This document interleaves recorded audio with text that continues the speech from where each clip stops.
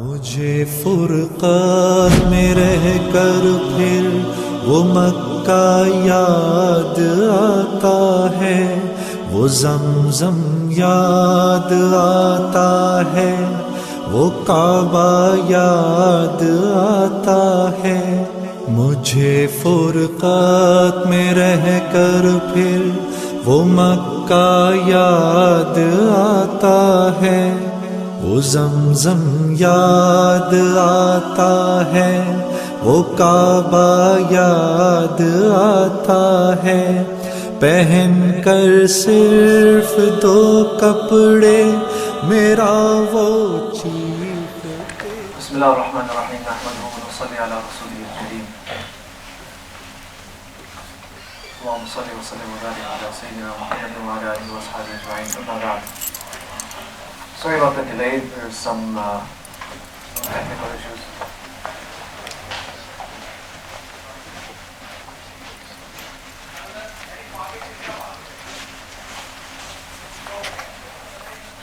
One of the outstanding aspects of Islam is what we call uniformity. Uniformity means that there's a consistency in what everyone's doing. The Islam of the people of the East is just like the Islam of the people in the West. Islam of the people of one race is the same as the Islam of the people of another race. So, there are many things that cause that to happen. There are many ways that this is established. This sort of a unity of actions and beliefs. One of the most powerful things that keeps us focused and keeps us more or less facing the same direction in life is the fact that all the people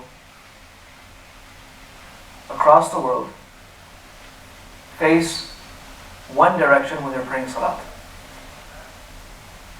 You have Muslims in every corner of the world. When they stand up to pray, they're all praying in the same direction.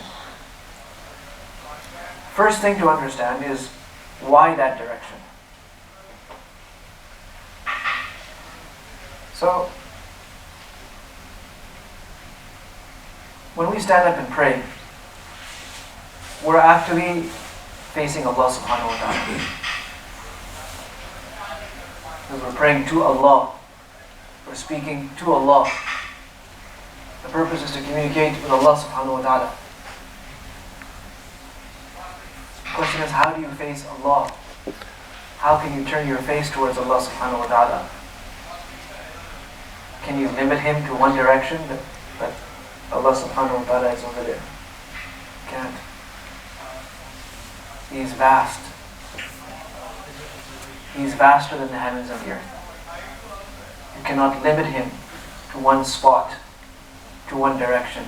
He is above and beyond all directions and dimensions.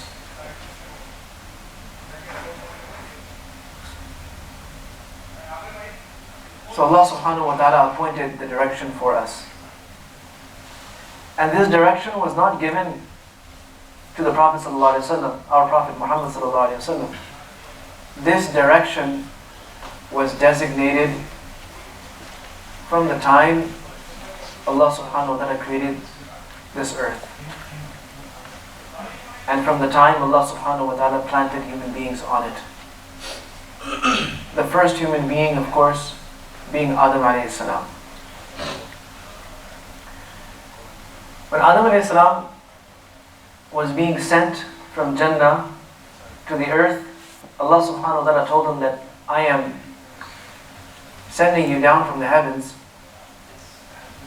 but I'm sending you to a place where I'm going to create a house, and that house is going to be populated just like my arsh, my throne is populated, there are always angels circling around me, around my arsh. Just like that, I am going to send with you a house that people are going to circle around. So when Allah subhanahu wa ta'ala created the earth, before, this is now going back before Adam alayhi salam, the earth was covered with water. At some point, land, dry land, was exposed from this ocean that was covering the entire earth. It started with one spot. That spot is where the Kaaba is. So that's where dry land started. We call Makkah Qura, the mother, the source, the root of all civilizations, of all towns, villages, cities. One of the reasons is because this is the first place that dry land actually appeared, and then people were able to live. Another reason for that is that this is the first town that Allah subhanahu wa ta'ala actually made.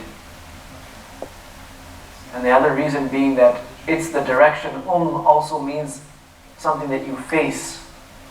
So because it's the direction of all of mankind when they pray salat, it was called Qura. The first foundation of the Kaaba was laid by Adam alayhi salam himself. And the Kaaba today is exactly where it was, where Adam alayhi salatu wasalam was ordered to lay its foundation. So,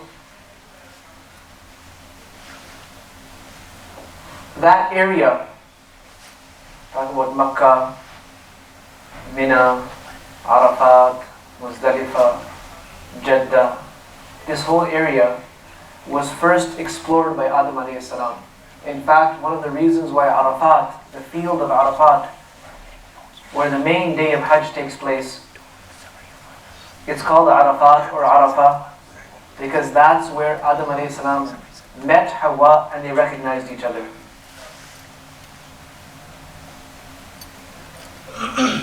And Jeddah is called Jeddah, which Jeddah means grandmother. This is the place where Hawwa descended and planted her feet on the earth. So this is the first part of the world that was populated by man.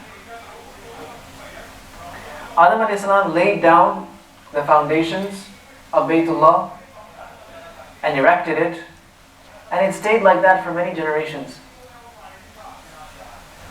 But a long time after, in the time of Nuh alayhi salam, as we know, there was a great flood. There was a huge flood. And in that flood, the structure of Baytullah, of the Kaaba, was also demolished. But the foundations laid by Adam alayhi salam remained. The foundations were untouched. So Anbiya alayhi salatu wasalam, from the time of Nuh alayhi salam onwards, continued to go to that place, to make pilgrimage to that place, and worship Allah subhanahu wa ta'ala there. Then comes the time of Ibrahim alayhi salam, and Allah subhanahu wa ta'ala selects him after taking him through many, many trials and tests of Iman, being rejected by his immediate family, his parents, being rejected by his community, being rejected by his society, being forced to leave his country, doing all of those things. So from Iraq he ends up somewhere in Palestine, and from there he is ordered to go to Makkah and take his family there, leave them there. You know the whole story. This talk is not about that story.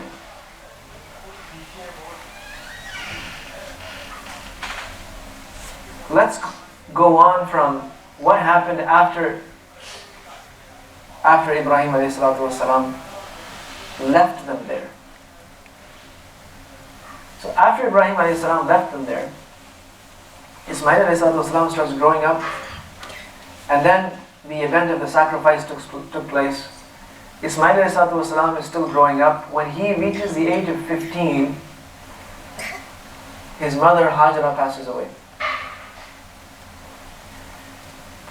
And the language of Hajar was actually, and the language of Ibrahim a.s. was actually Hebrew. This was the language that they spoke. But after being left there in Makkah and the miracle of Zamzam, now they have water and they're able to get by. When Ismael a.s. was still a child and his mother was still alive, a tribe that was traveling in that area happened to be passing by. And in fact, it was not their intention to go to Makkah because there was nothing there in Makkah. Ibrahim a.s., Allah quotes Ibrahim a.s. in the Quran as calling it Wadin ghayri dhi zara'. It's the valley of no vegetation. It's a place where nothing grows. So they somehow lost their way. They were en route to Sham, to Palestine.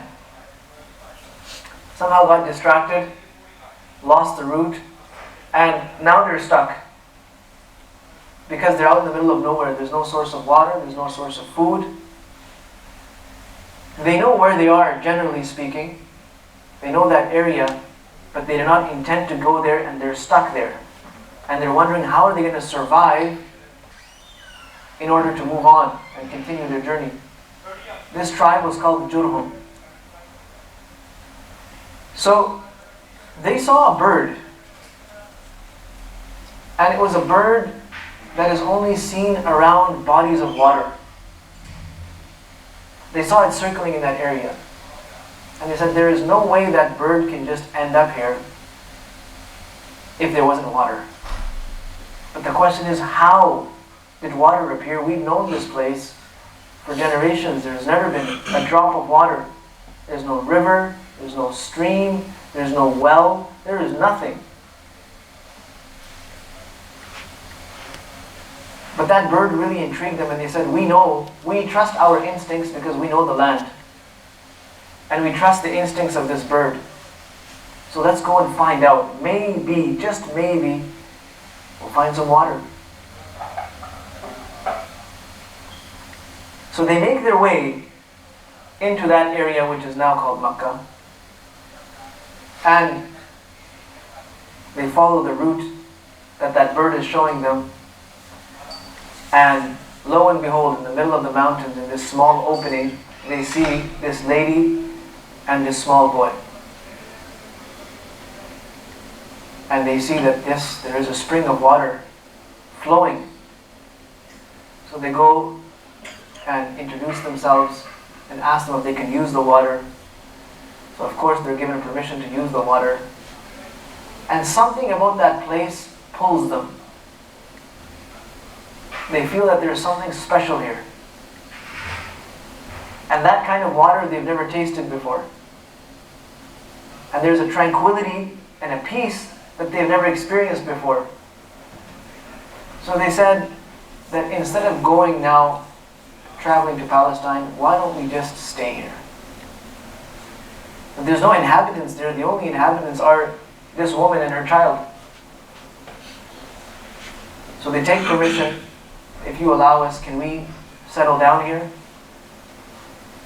So Hajar, radiallahu anha, gives them permission and says, you can stay here provided that you will not take exclusive rights over this well. You will not say that this belongs to us and no one else. In other words, this source of water will remain accessible to anyone who comes here. You will not take ownership of it. They said, okay, no problem. Now they settled down and started living there, learning how to survive there. And one of the key ways of survival was to hunt for your food. Animals out in the desert, in the mountains, you go and hunt them, that's your food. Ismail a.s. starts growing up with these people and their kids. He eventually learns the Arabic language. These people were Arabs, speaking Arabic. And everyone loves him because he is such a charming young boy, very hardworking.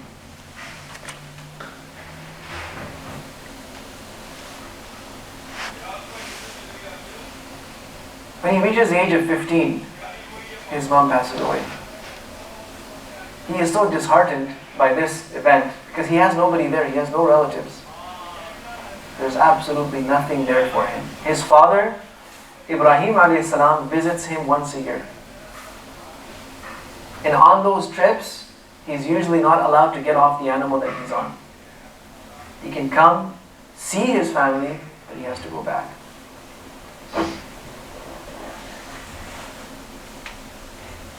When the tribe, which has grown over these years, they've had children, they've built small houses, when they find out that he wants to leave and go back to the land of his father and the land of his forefathers, they try to convince him to stay. Now it's mentioned in history books, something very interesting, that his mother, Hajarah, is buried right in front of the Kaaba. In fact, that area, which was later part of the Kaaba itself, what we call the Hatim, that round part, his mother is buried there. And later on, as we read, Ismael was also buried there. And up to a long time, up to almost 60 years ago, there were traces. There were stones that marked that this is the grave of Hajarah, this is the grave of Ismael. And then when the new floor was laid in the Haram, those signs were completely erased and demolished. So anyways, to keep this boy from leaving, because he had become like a son to them, a family member, and it was, after all, it was because of them that they came there. So they said, why don't we marry you to one of our daughters?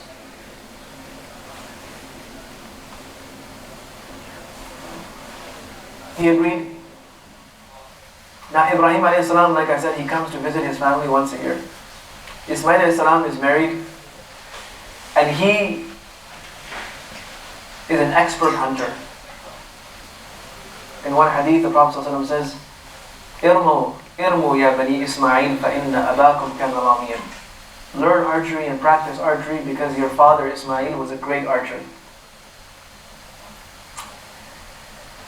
So Ibrahim a.s. comes by on one of these annual trips.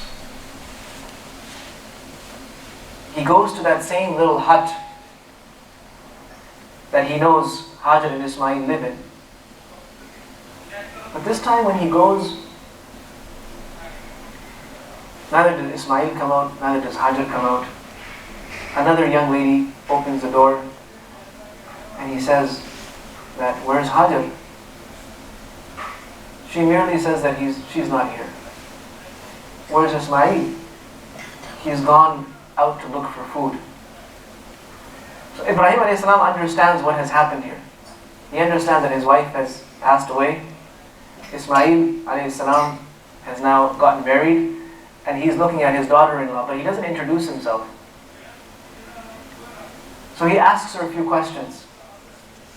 How do you guys get by? Oh, we drink water, and life is very tough. We never have enough. We're always struggling. And are you happy? No, I'm not happy at all. It's a very miserable life that I'm living. Never have enough of things. And she goes on and on and on.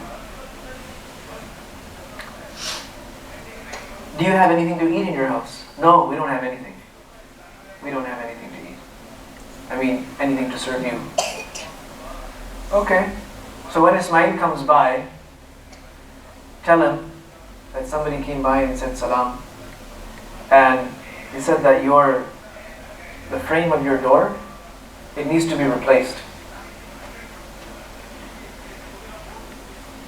So he left. Now, when Ismail a.s. comes by, his wife tells him that this man came by asking a bunch of questions. This is what he asked, this is what I answered. So Ismael says, did he leave any message for me? He said, yeah, he said something about our door, that our door needs some work. The door frame needs to be replaced. I wonder why he would say something like that. So Ismael also understood. So he said, that was my father who came.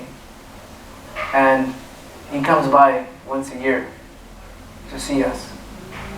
And he saw you, and the questions he asked were very important questions. And the answers you gave were all the wrong answers. You showed him that you are a person who has no shukr, no gratitude. You are a very ungrateful person. You are a very pessimistic person, a very negative person. You don't thank Allah for the bounties you have. You don't thank Allah for the husband you have and for the rizq that Allah has provided you, or for the place that Allah has kept you at. And the door frame he was referring to was you, and that was his instruction for me to leave you. Staying with you is no good for me, in my dunya, in my akhirah. So it's time for me to take you back to your home. So he took her back to her home, and he separated from her. Soon after this time, he remarried with another girl from the same tribe, Jurhum. The next year, Ibrahim a.s. comes by again. And as per his habit, he goes to the door, he knocks on the door, and says that, where is Ismael? So the young lady who opens the door says that he's gone out to hunt, to look for rizq. So he says, how is your rizq? She said, alhamdulillah, we have so much. We have so much. We drink zamzam. We get fresh meat every day. And now we've even started getting dates. And we're very happy and healthy. We have no problems. And she's going on and on and on and on about how happy she is. So he asks her some more questions of this type. कभी वो दौड़ कर चलना, कभी रुक रुक के रह जाना, वो चलना याद आता है, वो नक्शा याद आता है. Before he could ask her if there's anything to eat, she said, please, can I give you something to eat? And whatever she has in her house, she had milk, she had dates, she had meat, she had water, she brought everything out. But he said, I cannot get off my animal. I'm not allowed to get off this animal. So she said, I will feed you while you stay on your animal. She feeds him. And then she says, oh uncle, I see that you have come from a long journey. Your clothes are dusty, your hair is dusty. Let me take some of this dust off of you. Again he says, I cannot get off my animal. She says, it's okay, I'll put a stone for you. You can put while you're on the animal, at least rest your legs. You've been sitting in this saddle for so long. Rest your feet and just tilt your head and I'll take all of the dirt out of it. So she's doing khidmah. And like this, she takes care of him, and he says that when Ismail comes, tell him I said salam, and tell him that his door is very nice, he should make sure he takes care of it. The doorway to his house, the gateway to his house is very nice, he should take good care of it. Now, Ismail a.s. comes home and he smells something. He asks his wife, what's that fragrance? I smell something very nice. She said, yes, of course you smell something nice. This man came, elderly man. I've never seen anyone as charming as him. as well-mannered as him. He was so kind. He was so gentle in his speech. And he was an elderly person. And the minute I saw him, I felt so attached to him. Like this is someone very close to me. And he asked me how life was. He asked me how things were. And I told him, this is what I told him. And then I offered him food, and I took care of him, and I did this, and this, and this, and this. And so Ismael a.s. told her that that was my father. And he asked you all these questions. And it was to test you to see what kind of a person you are. And he was very happy with what he saw. And he has commanded me to take good care of you. Then, as life went on, Ismael a.s. had children. He had 12 sons. Now I'm going to backtrack just a little bit before we go further. This whole story that I mentioned to you, this is in Sahih al-Bukhari in Kitab al-Anbiya. So, this story was told by Rasulullah s.w.a. to give people some insight into a few things. First of all, some history behind this place, this Makkah and this Kaaba. Secondly, the moral lessons. Whenever the Quran gives us a story, whenever Hadith gives us a story, there is a lesson to be learned, not just stories. Shukr and gratitude, how important it is.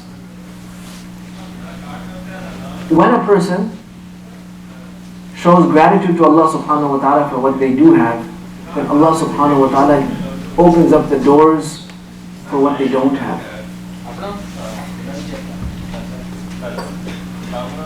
Sometimes we're in a situation where things may seem tight and difficult. It might seem like there's a shortage of things. But this story tells us that even in those circumstances, we should be looking at what we do have. The comforts that we do have. The basic ni'mas of Allah that we are accessing and using. And once we do that, Allah increases. But if we don't appreciate what we have and show gratitude to it, then we're going in the wrong direction. We're opening up the doors of problems for ourselves. So the first wife was ungrateful. She had this great person as a husband. And though, yes, life was, tough, maybe, but she made a big deal about it. Just whining and complaining. Sometimes we whine and complain. It might just be with our friends. It might be in an informal way. But the fact is that Allah subhanahu wa ta'ala is looking. Everything we say and everything we do is in fact a dealing with Allah subhanahu wa ta'ala. So when we sow the seeds of ingratitude, then we reap the crop of having no crop. Our crops are taken away from us. And when we sow the seeds of gratitude, then we reap many, many, many crops. People don't understand this, that just doing shukr itself opens up the doors of the ni'mas of Allah. You're not doing anything. You're just being grateful to Allah for what you do have. Grateful with your heart, grateful with your tongue, and grateful with your attitude. Just that alone opens up so many doors. This is in deen as well as dunya. And just acting ungratefully, I haven't done anything other than just have an ungrateful outlook or attitude or a pessimistic approach, a negative approach to something in life, and what we have is also taken away from us.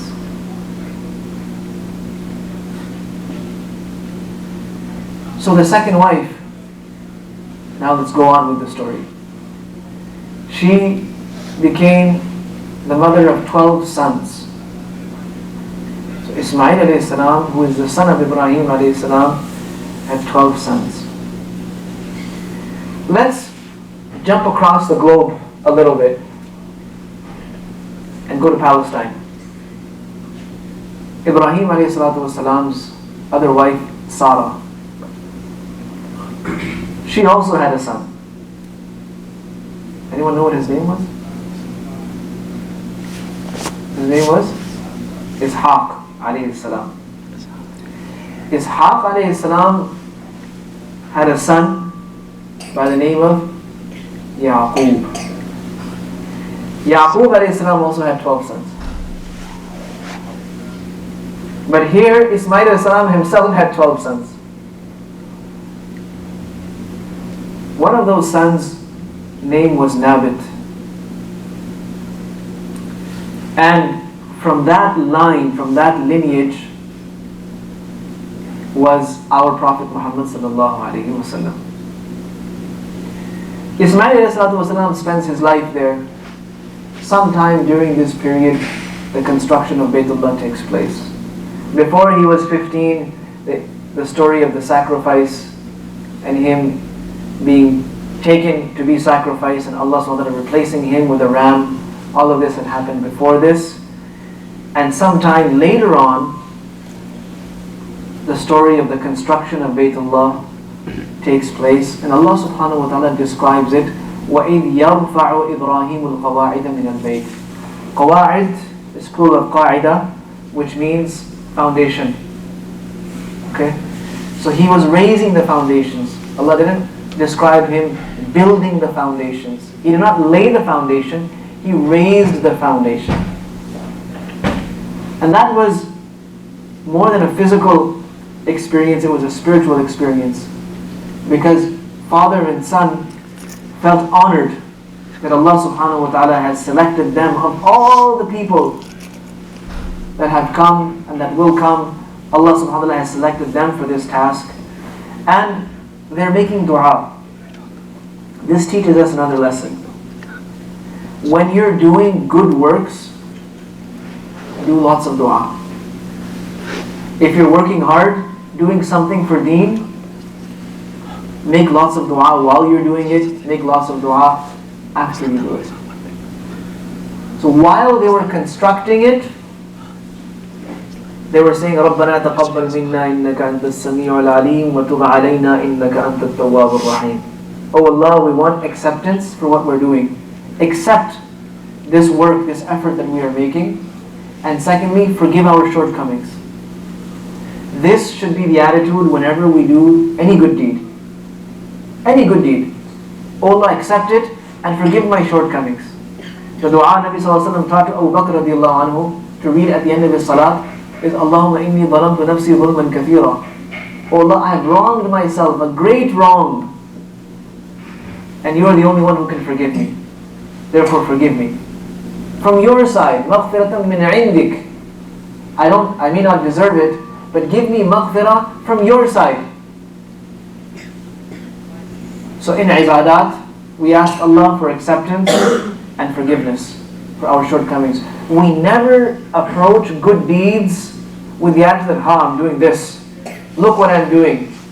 Or this sentiment that I'm doing so much. I am doing so much. I prayed so much. Or, the holier than thou kind of a mentality. Like you're really something. Allah doesn't like this. This is an easy way to get our deeds rejected by Allah. That we do something, we do a good deed, and then we think that we're doing something really, really great. No, the attitude is, no matter how great the deed we're doing, in our minds we should be telling ourselves that we're doing nothing. It's really insignificant when we compare to who we're doing it for. So no good deed is small, no good deed is insignificant in the sight of Allah. But no good deed should become overly significant in our eyes. On one side, the Prophet ﷺ tells us that لا تحقرن من المعروف شيئا ولو أن تلقى أخاك بوجه طلق. Don't regard any good deed as insignificant, even if it be something simple like meeting your brother with a smile. For the sake of Allah, smiling to make them happy. That is also a good deed. Don't think of that as insignificant. فَاتَّقُوا النَّارَ وَلَوْ بِالشِّقِّ تَمْرَةٍ. Save yourself from Jahannam, even if it be with a piece of a date, by giving a piece of a date in sadaqah. So we should not consider any good deed insignificant in the sense that it doesn't count. Every deed counts. But on the other hand, we should not start thinking that I am doing such big and great and enormous things, because that's just feeding our egos. And the purpose of worship is not to feed our ego and become arrogant in just another way. So then this happens. Somebody goes and learns knowledge, they become arrogant because now they think they're better than the next person. Yes, you have acquired knowledge, it's a very big thing. But it's not to make you big inside. There's one person who is arrogant because of their wealth. Another person is arrogant because of their power. Another person is arrogant because of what family they belong to. Another person is arrogant because they have so many supporters. Now this person is arrogant because they've done so much worship, or because they know so much. It's just another kind of arrogance. So that is the wrong approach to deen. You worked hard all Ramadan, you fasted, you recited the Quran, all of that, it's good. Every harf Allah is giving us so many rewards. We know that. We hope for that reward from Allah subhanahu wa ta'ala, but we never overestimate ourselves. We have done so much. No. So no good deed is too small, and no good deed is too big. So we ask Allah for acceptance, to accept it, and we ask Allah for forgiveness. So if He accepts it, and let's say there were some mistakes, some flaws in it, a little bit of shortage in ikhlas, in sincerity, a little bit of shortage in the execution of it, the way we did it, it wasn't exactly the way it should have been done. But if Allah subhanahu wa ta'ala forgives it, then it goes up and it is documented as a perfect deed. It's accepted, and whatever shortcomings there were are erased. It is written down as a perfect deed in the sight of Allah and in our books of deeds. So acceptance, forgiveness, while they're doing the act. And then they're not just keeping their dua limited to themselves. رَبَّنَا وَجَعَلْنَا مُسْلِمَيْنِ لَكَ وَمِنْ ذُرِّيَّتِنَا أُمَّةً مُسْلِمَةً لَكَ. And this is actually why I brought this whole topic today. Oh Allah, make us proper Muslims. These are the people who built the Kaaba for us. Oh Allah, make us proper Muslims. Can you imagine? The fathers of the Muslims are making dua to Allah to make them Muslims. And here, if we were to make dua for our friend, may Allah make you a good Muslim, may Allah make you a Muslim, what do you mean? I say I'm not a Muslim. What's wrong with you? I'm this, that, and the other thing. You don't know how much I pray. You don't know how. And it will just start and give you a lecture. And they're making dua, oh Allah, make us Muslims. Were they not Muslims? It means make us 100% submissive to your command. So that there is no aspect of our life, there's no moment that passes by in which we are not submitting to what you want us to do. And they don't want to stop there. Muslimain means both of us two, father and son. But it doesn't stop there. Ummatan muslimatan lak wa min dhurriyyatina. O Allah, from our children, our progenies, create a whole nation of people that submit to you. They want to see Islam in themselves, 100% Islam, and they want to see it in the people after them. So to them, this work of Baytullah wasn't just a task, okay, go and do some construction work and then move on. These were not contractors. They were leaving behind a landmark, a legacy, and a lesson for the people after them to follow. They lived a life of sacrifice. Ibrahim a.s. had his share of sacrifices. Ismael a.s. had his share of sacrifices. They're leaving behind a legacy of sacrifice. So anyone and everyone who comes to this house remembers what is behind it. And they want to see that spirit remain in the people after them. And then, now that, oh Allah, we have this structure, teach us how to worship properly. وَأَرِنَا مَنَاسِكَنَا وَتُبْ عَلَيْنَا. We have this But we don't want, just because we built this house for you, oh Allah, it should not mean that now we start worshipping you in whatever way we want to. No, you show us how you want to be worshipped. And then a dua that, oh Allah, give these people in our progenies, give them a prophet who is from here, from these same people, who's going to recite your verses and who's going to purify them, who's going to educate them. And then they made dua for the financial prosperity of those people. So the lesson here is that is to correct the attitude with which we do our acts, and to have big intentions. Even from the smallest acts, have huge intentions. So for example, you come here to this halaqah, mashallah, so many of you.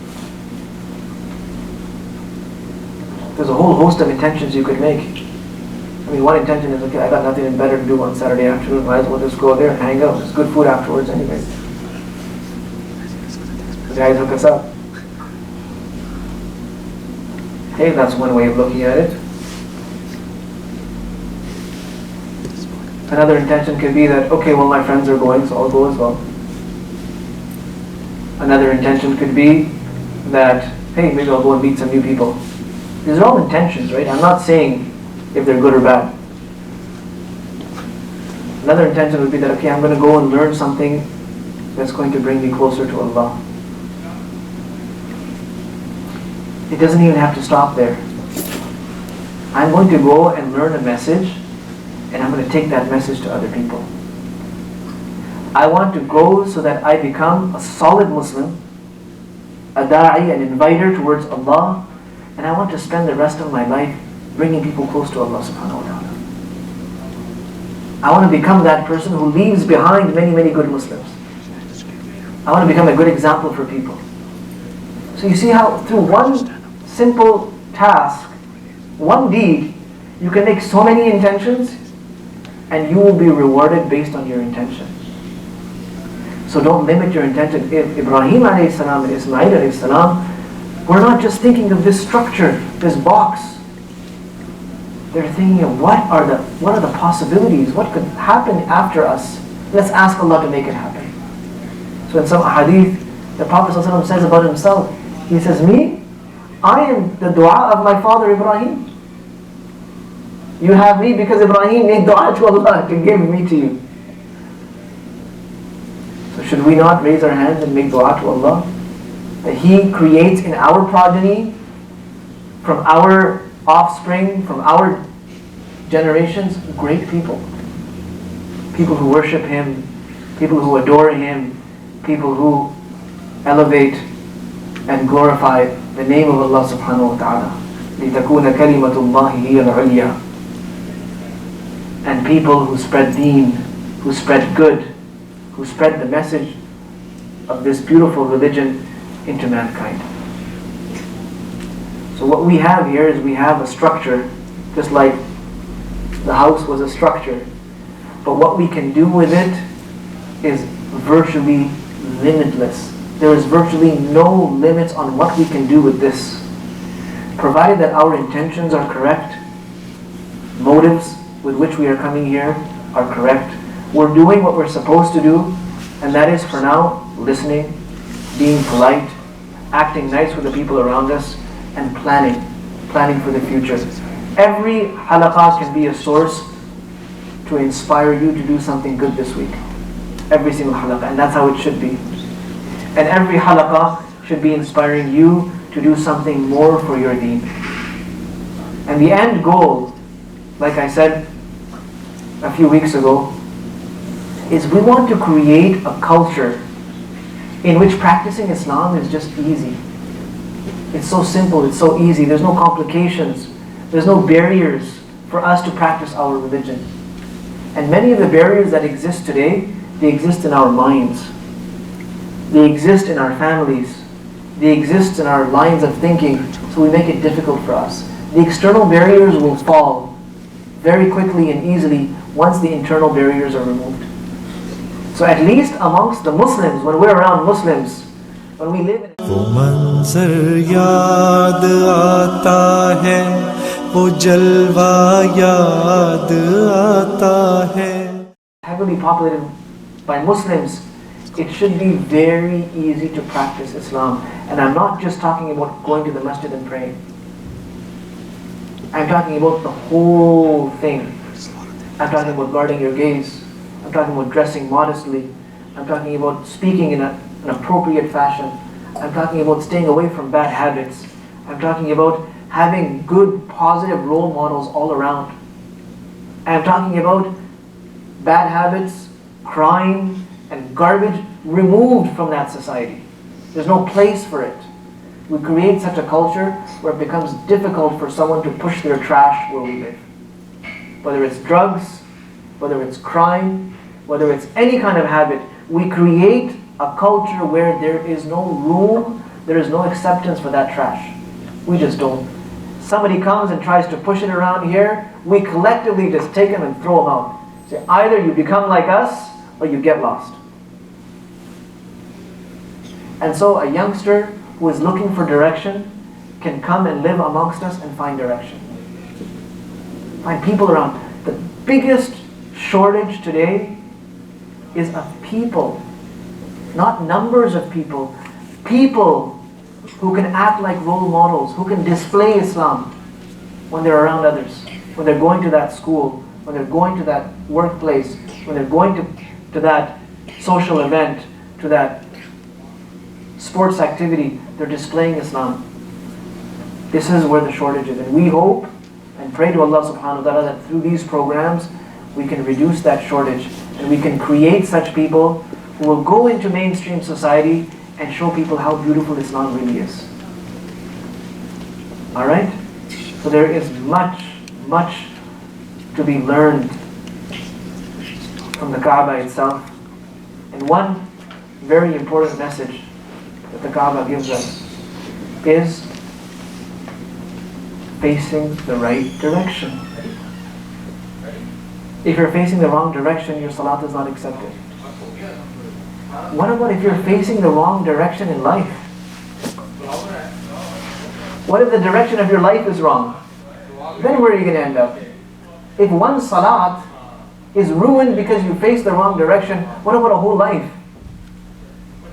In that salat, if you're not facing the direction appointed by Allah, your salat is no good. What if your life is headed towards a direction that is not appointed by Allah? What's going to be the outcome of such a life? Allah wants all of humanity, like He wants all of humanity to face one direction when they're praying salat. He wants humanity to face one direction when they're living their lives as well. And that is facing towards Allah. What did Ibrahim a.s. say? He said, إِنِّي وَجَّهْتُ وَجْهِيَ لِلَّذِي فَطَرَ السَّمَاوَاتِ وَالْأَرْضَ حَنِيفًا وَمَا أَنَا مِنَ الْمُشْرِكِينَ. I have turned the direction, not just of my face, but the direction of my life towards the one who has created the heavens and the earth. Hanifan, I have turned away from every other direction, and I shall not ascribe partners to Him. So the greater message and the broader message is, let's fix the direction of our lives. Let's make sure we're heading in a direction that is going to please Allah, and at no phase and point in our life are we walking away from Allah. May Allah save us. Are we facing away from Allah? Facing away from His commands? Facing away from His deen? That's just destruction. And we hope that we can become those people who bring others back to that direction, help others also start living a life in which they are facing Allah subhanahu wa ta'ala. Alright? May Allah subhanahu wa ta'ala accept all of us, forgive our shortcomings, and give us the ability to spend our lives with the same legacy that Ibrahim and Ismael alayhi left behind for us. There is much room and there is much need to continue that legacy and to carry that flag. And hopefully, just like Ibrahim alayhi became the source of Tawheed in the world, we will also become sources of Tawheed in the world. May Allah accept us and give us tawfiq. Subhanallah wa bihamdihi, subhanakallah wa bihamdihi. أشهد أن لا إله إلا أنت أستغفرك وأتوب إليك. سبحان ربك رب العزة عما يصفون وسلام على المرسلين والحمد لله رب العالمين. وہ زمزم یاد آتا ہے، وہ کعبہ یاد آتا ہے،